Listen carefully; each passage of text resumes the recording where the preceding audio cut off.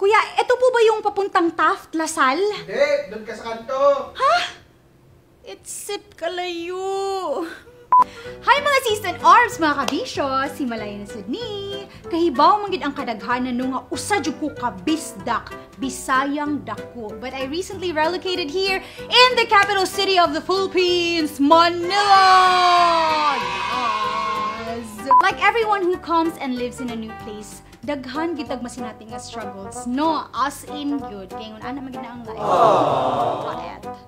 Here are 5 Bisaya problems in Manila. Seized! Asa naman ka seized? Nanamin diris Burgos seized. Unsa na ora?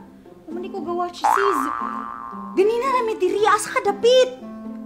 Ah, sa Burgos, sa may BGC. Hala, uy, man ka nagsulti. Uy, naglibog.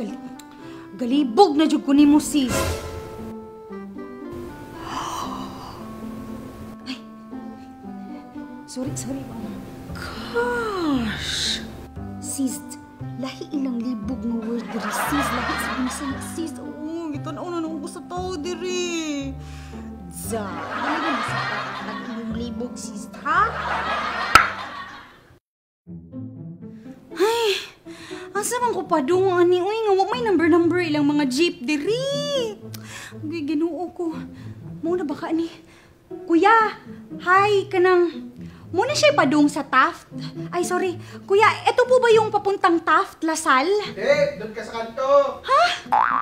It's kalayo. Stop. Are you the struggle is real, seized?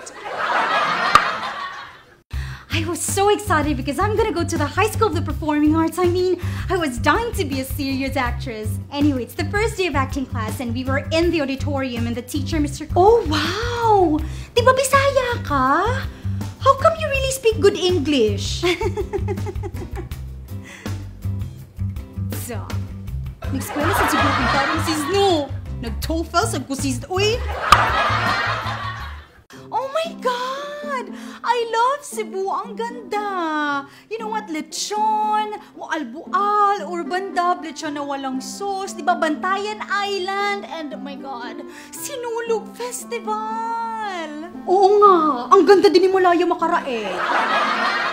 Sino yan? Wala! Za! Are you a shameless plug person seized? Uy, girl, Malaya.